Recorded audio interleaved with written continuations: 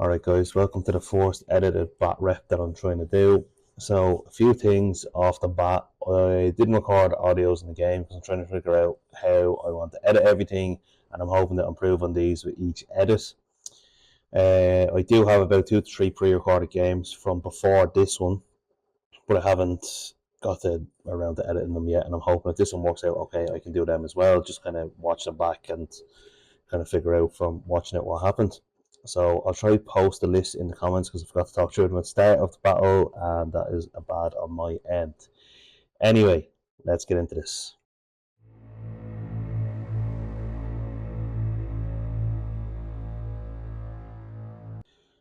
Okay, so deployment for Dusk. I lost the roll off and Jason picked sides.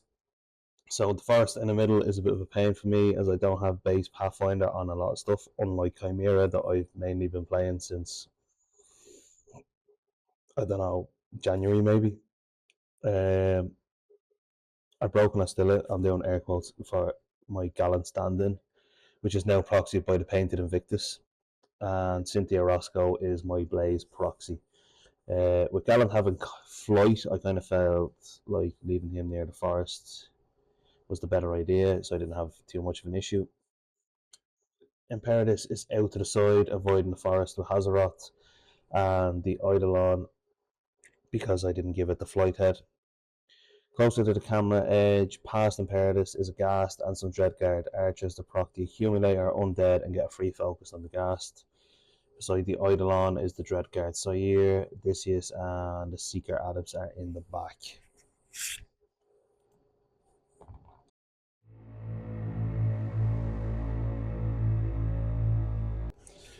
Coming in then for Grymkin deployment. Jason started off deploying the real estate smack bang in the middle of the board with the corpse cart beside it. Closer to the edge of the cage, closer to the edge of the camera is the Cage Rager. A unit of Dreadrots is deploying around the cavalry solo, which I had to look up here. Isaiah, I think is his name, how it's pronounced. And then we have another unit of Dreadrots near the Cage Rager. Also note the White Monster. Nice.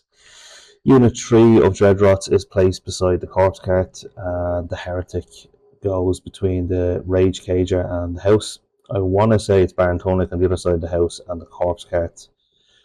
You'll have to forgive me for not noticing that the bottom of the board was cut off on the camera, and I didn't realise till I was editing. From what I can remember, because the game was a couple of weeks ago, maybe a month, not longer ago now, there's a unit of Nayslayers with the UA down there. I think it's the Rocking Horse. And then there was a bit of a debate on AD here, but the two Wormwoods have a 5-inch place, not AD, so that solved that. And then we have a Grave Grill out the back, and I'm fairly sure Cariana Rose is somewhere as well. The Grymkin just had to place 2 Wormwoods for the AD, which went on each side of the forest. And then we're on to House Callus turn 1.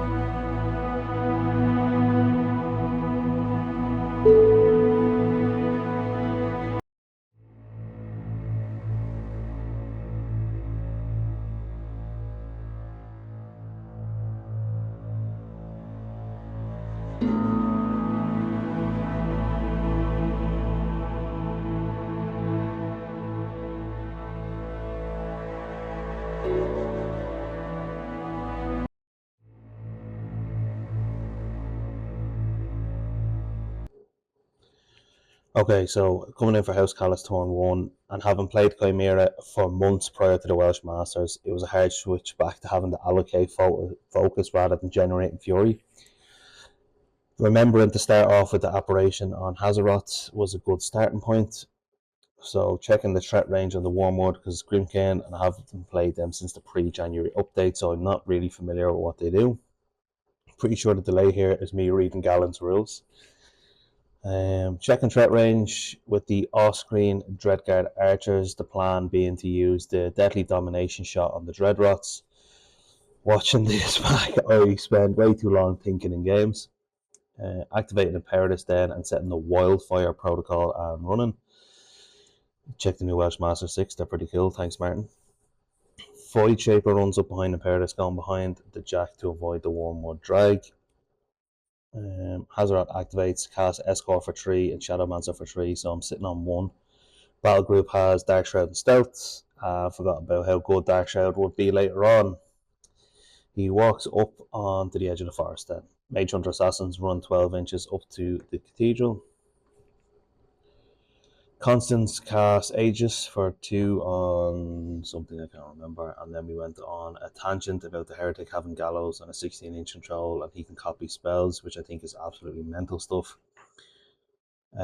Constance does put Aegis spell on Gallant and walks. Okay, so that's where Aegis went. Gallant then flies over Constance. More thinking. Didn't help that Jason used his Jedi mind tricks to ask me questions about the Welsh as continuous distractions. Mage Hunter Sniper team moves into the forest, prepping for next turn. Bit of movement shenanigans to try and block Hazaroth from a drag. Seeker Adepts run around Imperatus for next turn. Focus management. Odysseus runs into the forest, and then the Eidolon runs as well, going 11 inches with no Pathfinder. I do need to bring the Flight Head, which I would normally bring.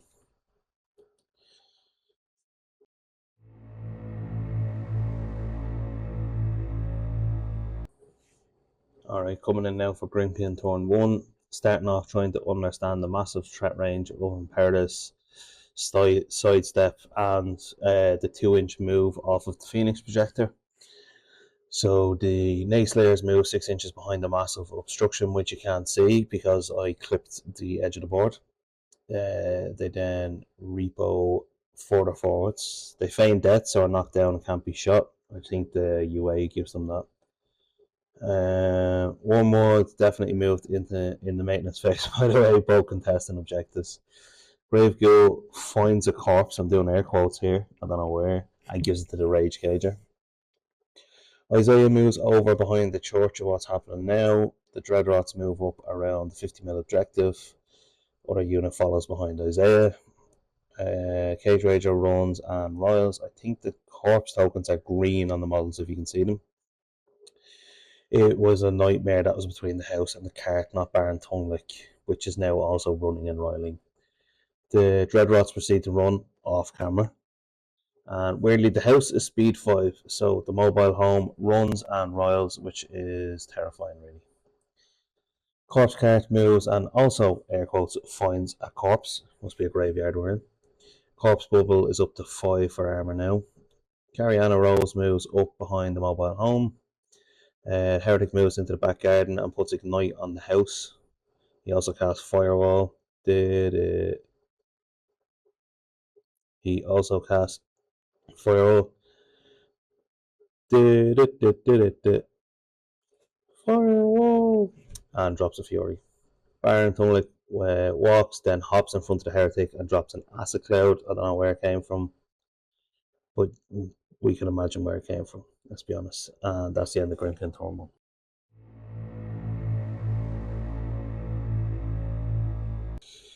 Dusk turn 2, so maintenance phase. I left the gas just outside of 3, so no free focus because I am a super professional player. Maintenance phase, I left the gas just outside 3, so no free focus because I'm a super professional player. Everyone powers up. To Jason's credit, he did offer to let me move the gas within 3, but in my eyes, I screwed up, so I need to learn the hard way so I don't do it again. And that'll probably bite me in the back down the line. And into the think tank I go again. This seems to be where I spend 90% of my game time. Escort upkeeps for free from Odysseus. Shadowmancer drops, and then trying to see some threat ranges with Escort. And just so you know, I am still in the maintenance phase at this point. Actually, wait, the Eidolon got allocated 1 from Hazaroth, so I'm assuming my game plan was the Secret Adepts would deal with the rest of the focus management. Constant spends then to upkeep the spell. I think it was Aegis I cast. Jason reminds me of the scenario element playing Wolves at Our Heels. We never really read these until we went to the Welsh and realised how much reading matters. That goes both for your army rules and the actual scenario rules, that there's other aspects to a scenario other than score the objective. I did block the big Haz in, so apparition wasn't too beneficial to me. I can hear myself saying easy things first, but does not give me any comfort. Checking stats on the Warmachine here, I must have been thinking some shenanigans. It may not look like it, but I did read my cards the day before the game and the day of the game, not just during the game. Starting with the Dreadguard Archers, can shoot the Nayslayers as their air quotes knocked down. So going into the Dreadrots with the Deathly Domination shot. So the Dreadrots are def 13. I need a 6 to hit. So he hits the first one, kills the Dreadrot. He rolls tough, but the ruling on Deathly Domination lets you immediately take control. So I get to move the Dreadrot diagonally over to a knocked down Nayslayer, melee attack him with the POW 10 Weapon Master and blows up the little guy.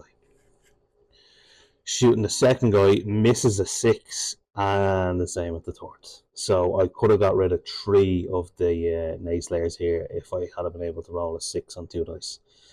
And I was definitely hoping for more out of them, so look, it is what it is. Seeker Addis move and allocate 1 focus to the Ghast and 2 to Imperatus.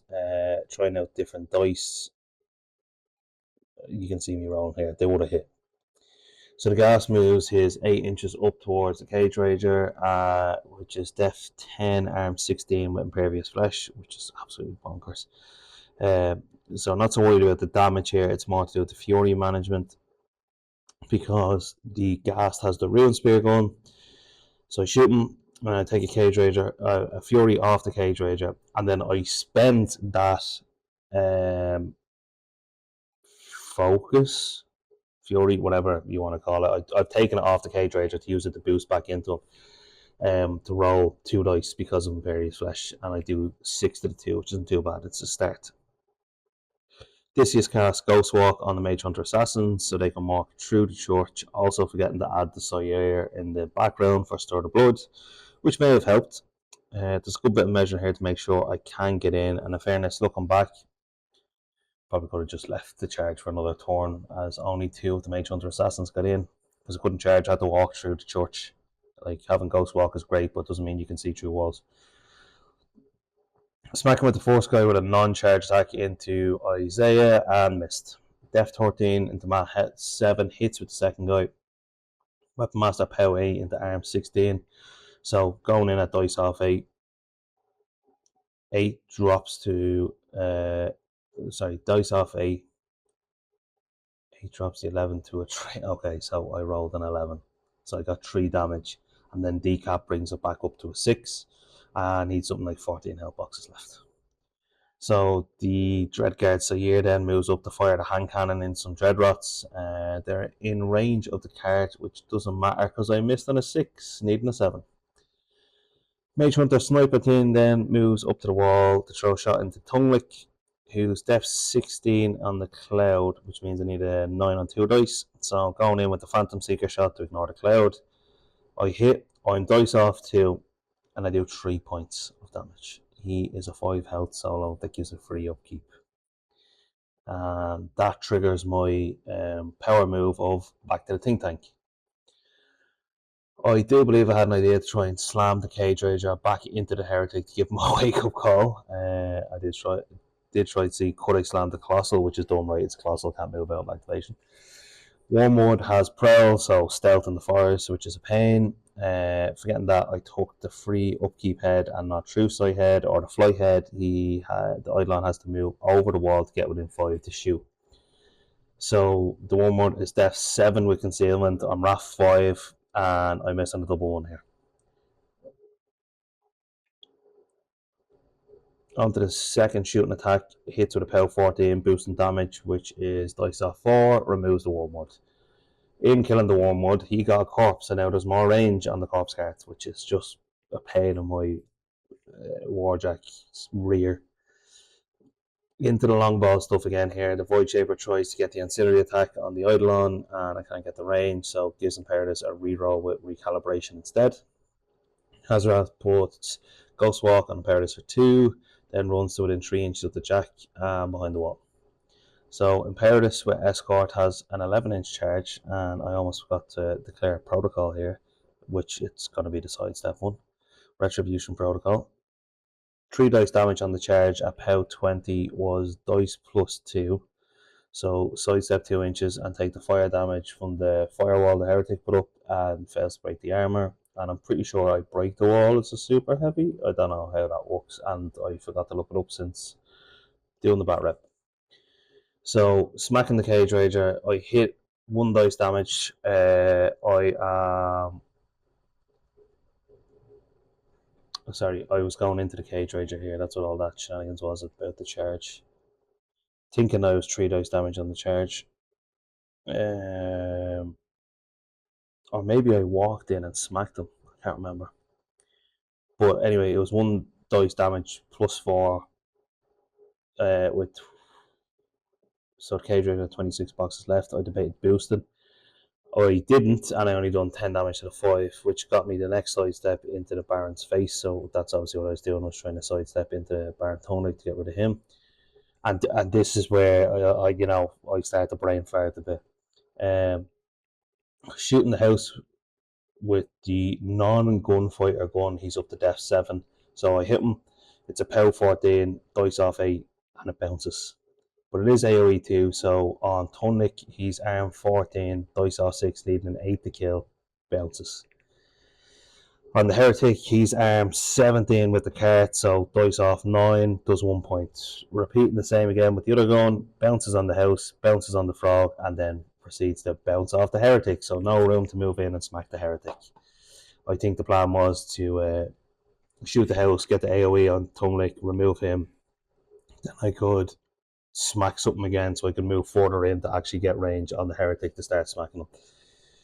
So the Phoenix Projectors let me move 2 inches towards model hit and Retribution Protocol, and I'm out of range smacking the Heretic. So thinking back, why didn't I just shoot the Heretic to get the move? I don't know. Maybe because I wasn't engaging him. I didn't think we had it. I don't know. It was bad play. Just bad decisions. I think I was under pressure. I was afraid of the house. But yeah. So after all that deliberation and time wasting, I just went with putting smacks into the house at dice off 2. So the first one does 8, buys the second one using the reroll from the Void Shaper here then to get the 7 damage on that roll. So moving on to discuss and scoring, after almost knocking the invisible clock, almost, I realised I hadn't activated Gallant, so moving on from a small transgression, trying to see where I can get Gallant, not get an escort and trying to charge leaves me with a little less room to move than I'd like. So basically I don't have the range to get a landing zone close to his models because of the building and the objective. So moving Gallant to the edge of the building, he does the star action, deploy countermeasures, which gives charger models -2 to attack rolls against this model. And then Repo 3 onto the objective, and then Constance runs up behind Gallant. Moving on to Grymkin turn 2.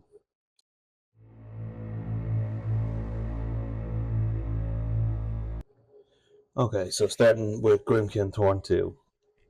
There's some serious planning on how to do as much damage as possible while pushing a scenario lead. I'm pretty sure that's what Jason said to me.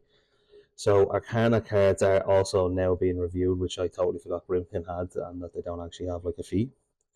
So Fortune's Path goes up for +1 to attack and damage rolls. I think the Heretic gets +2, but we didn't use it. So I think some Arcanas have extra abilities depending on the caster that plays them, but us being the super professionals we are, reading the start of the card, not the rest of it. So that's the thing. Jason's trying to find a way to get Grievous Wounds on Imperatus, but ruling on Imperatus cards has says he ignores all that crack, which is lethal. Caster is sitting behind the wall at def 18 for ranged, and Jason is trying to waste his bad dice rolls on nothing forced to get them out of the way. Reeve the Fury back, upkeep for free with Tongue Lick, and moving to the Horseback, the Nayslayers. I can't remember what they're called. They're off screen anyway, so apologies about that. He charges in with 3 dice because they're cavalry. So it is the Nayslayers are pretty much all in on the Dreadguard Archers. They're mat 6 into def 13. The first guy hits. They're only POW 7, but armor piercing drops me to armor 8 with dice off 1, doing 4 damage. Next guy kills, and you guessed it, I failed the tough. So I had to try and slow Jay's gallop here to see was that killed Archer within 10 inches of Hazaroth, because if it was, I could proc the Invocations of Dust to spend the Fury to remove 1 damage point from the undead box model. And guess what? I wasn't in range, so another tough roll here was failed after he killed the second guy, and then the Nayslayers repo onto the objective and the scenario terrain, which were like side by side. So the Dreadrots charged the Ghast, 2 into the Ghast, Jack, and 1 into the last Archer. So they're POW 10, dice off 6, and he does 1 to the Archer, which obviously isn't great for him, it's great for me. POW 7 on the Ghast with dice off 6, so the Ghast suffers 7 damage to the 6, and the second one hits, doing 3 to the 6. And the third guy does hit, does 6 to the 1, knocking out the movement and left arm, which is not ideal. Isaiah then charges the Mage Hunter Assassins, needing 7s to hit. He's POW 13 Weapon Master and could not kill a Mage Hunter.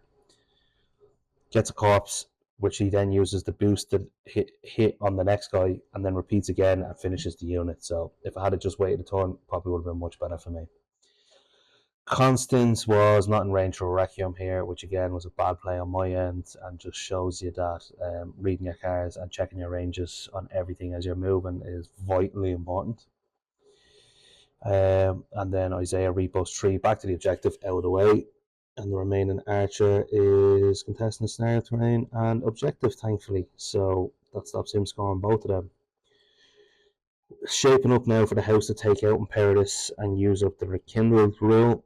So checking out what the souls in the back do for potential porch-like targets from the house. So he wanted to just drag in my support pieces and obliterate them. So he starts off then with shooting the Frightmare into the Eidolon. Thankfully I have Force Barrier, which gets me up to Death 14. So Frightmare boosts the hit, needing a 9, and of course he hits. It turns out he was actually shooting Gallant and not the Eidolon, so my notes are good here. Boost the damage. Gallant is arm 22 with the shield, and he is POW 13. So dice off 9, and he does 3 to the 6. But this isn't what the actual goal was. It's an AoE 2, so that's what the crack was. Blast damage off Gallant into Constant, doing 19 total. But with the rules for Gallant and Constant, he's taking it. And then checking the rules after that, it does not specifically. It specifies directly hit on Connie B, so she ends up taking 3 damage and negates it with a focus. Nightmare, absolute nightmare. First time playing Connie and Gallant, so it'll be better next time. Or I just will stop trying to run junior casters until I get them. A unit of Dreadrots then run to the objective at the top of the table. Slaughterhouse wants to Porchlight Gallant, and this is where we learn that Gallant can't be pushed, and Porchlight is a push, so that's incredible. So the Heretic goes and activates with the Arcana Fortune's Path. We didn't read the full cards. We will get better, we promise. So the Dreadrots charge Gallant. The Heretic, couldn't think of his name there, is sitting on a few Fury, and I kind of looked at him and went, "You sure you're good to move on?" He went, "Yeah." I said, "Are you sure about that?" And he said, "Yep." Yeah. So we moved on. Mat 7 on the charge for the Dreads, negating the Arcana due to countermeasures of Gallant. So 3 attacks hit a POW 11 with dice off 11. The first guy does 1, second guy does 6, and the last one fails to break armor. So still in a good position health-wise. Proxy base for the house goes down, getting him within 3 inches of Gallant. So the idea here is the house is, with all his buff stats, Arcanas, and whatever other shenanigans he's pulled out, the house is up to POW 25, I think he told me. So he's got Insight, Arcana, and Rage, and he's moving to get within range of both Gallant and Imperatus. Starting out with shooting Imperatus, who he's in combat with, and he doesn't have Gunfighter, so I'm up to Death 15. So he skips that shot to start with the Tree Trunks, hitting on a tree. So the tree is hitting on a tree with a tree. So he's power 24 on these. Dice plus 2 on Imperatus, doing 10 to the 6. On Gallant. Doing 10 to the 6, breaking the shield, which then puts him up to dice plus 4. So he's doing 12 to the 6, and he only has 4 boxes left. So he shoots the Porchlight into the Dreadguard Sire and misses. So then he buys an attack into Gallant at +4 and absolutely obliterates him. So he buys 3 attacks into Imperatus, hitting on 4s. So he's power 24, he's dice +4, and I just like to take a moment here to say, lads, this is an absolute joke. So he does 14 damage to the 5. The next attack goes in doing 16 to the 5. So we've 29 damage here and 2 attacks. And you can probably see where the rest of this is going. +4 can't not finish off Imperatus, and then that triggers Rekindled, putting Imperatus back beside Hazaroth. And then looking back on this, obviously placement was not great here for the next turn. I should have taken the range advantage and deployed him in front of Hazaroth to get a better charge for next turn. So the Cage Rager then moves to secure the objective. The Dreadguard Archer is still contesting scenario terrain. So Toad walks and then hops into Tongue Lashing range. He's got a massive mat of 4 into Depth 13 and rolls a 7. So then the Corpse Cart moves up and puts up his aura, which leaves Jason scoring 3 to my none. Okay, so we're going on to House Callus turn 3.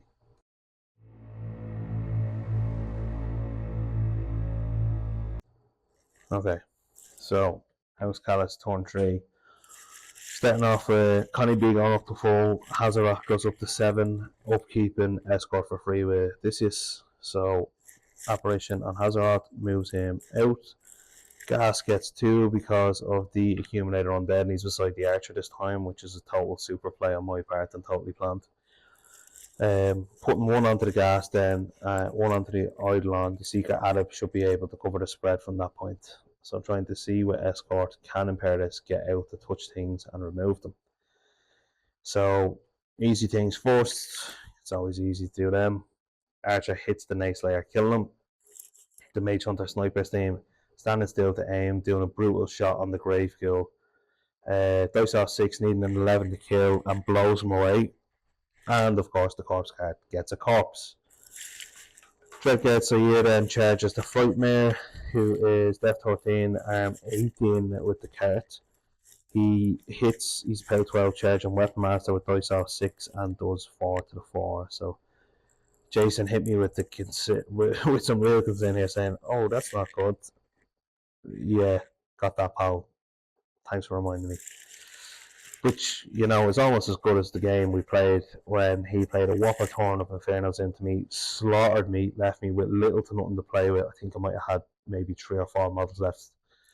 And Jason goes, in the most serious voice and being fully genuine, "You played that well. And when I tell you I lost my mind, I played that well. What did I do? I just sat here and died. Yeah, that was the best turn I've played all game." Anyway, we had a good laugh about that. I'm not a salty player, I swear.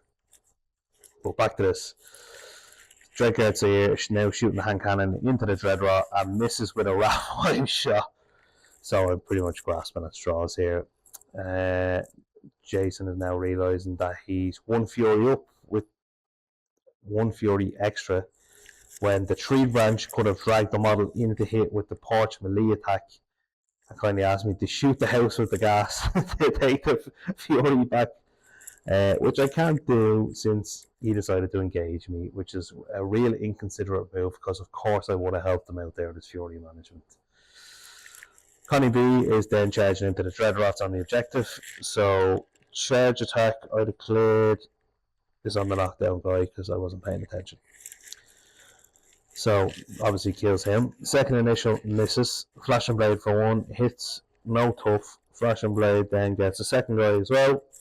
Dice off 5 on the Frightmare, bounces. Flashing Blade again. Dice off 5, bounces again, and by a boost, and I do 3 damage to the 4. Buying 1 last attack, I miss. So not great dice here, and I could have really done more there because it would have mattered. Jason reminds me of Ill Omens, which is a -1 to my attack and damage rolls. We did argue about that because I don't remember him saying it, and he said he did. So I just would have not have done any damage, I don't think, that turn if that had been the case, because my dice would have just vacated the premises.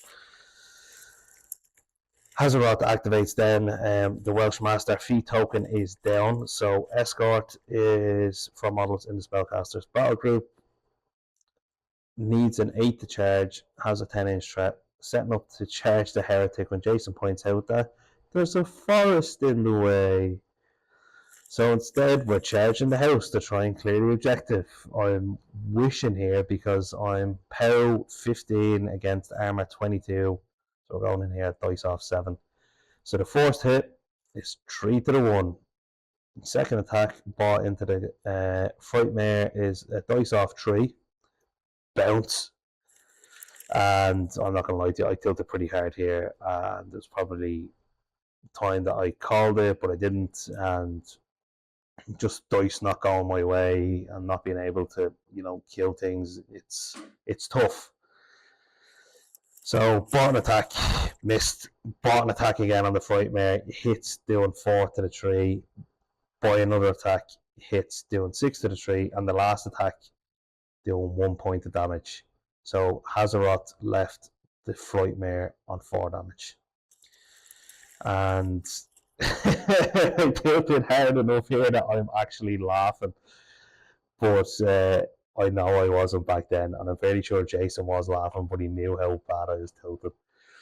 So Imperator spends 1 to charge the house, moving the horrible GW terrain out of the way.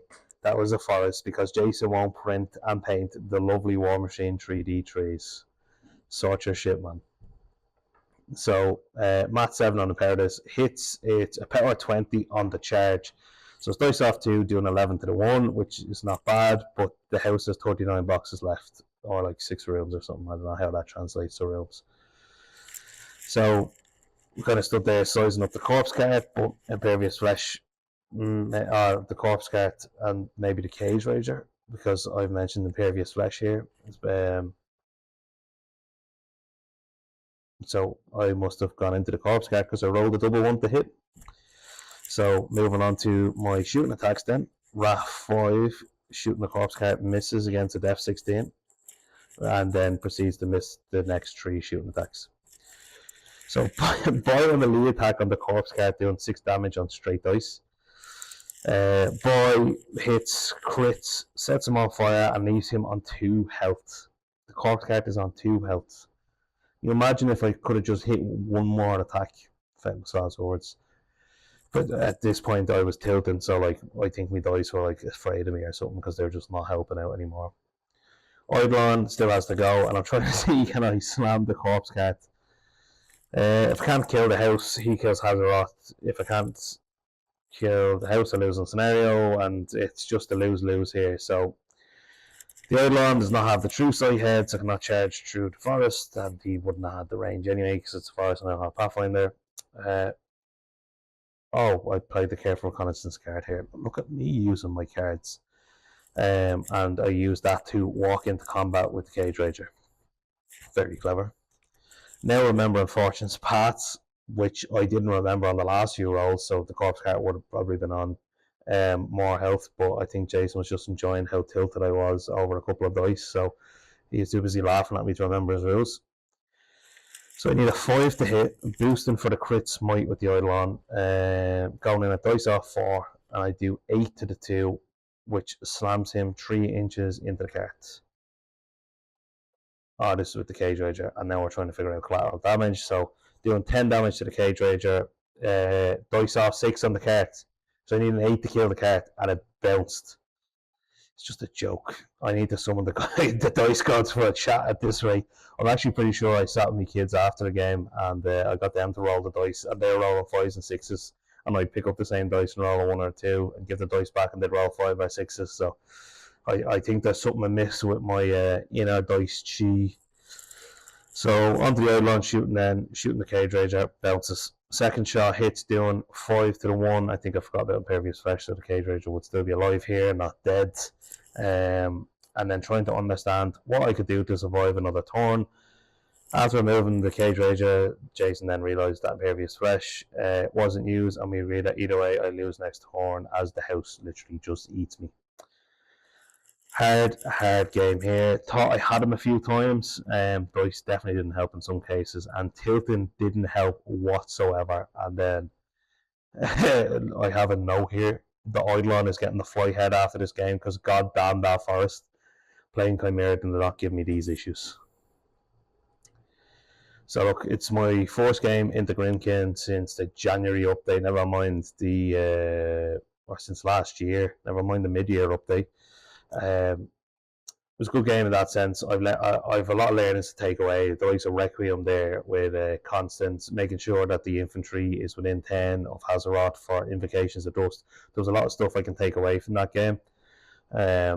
And I'd just like to say, if you made it this far, thank you. It is my first style Warmachine bat rep, and obviously I'm really hoping to improve on the next recorder one, as obviously we're missing the bottom of the screen here. But besides that, I'm hoping to have better notes and stuff and actually show some better gameplay rather than tilting like a sad little kid who can't roll good dice. I do, as I said earlier on, have maybe 2 or 3 more recorded from before this game. I don't know how good the footage is based on the fact that the bottom of the table was missing in this one, so I might just delete them and start over. But anyway, thanks for watching. I appreciate you taking the time, and any feedback on the bat rep, any armies, casters, lists, whatever that you'd like to see is welcome. And I am only kind of starting out doing this, but we'll see you in the next one. Thanks.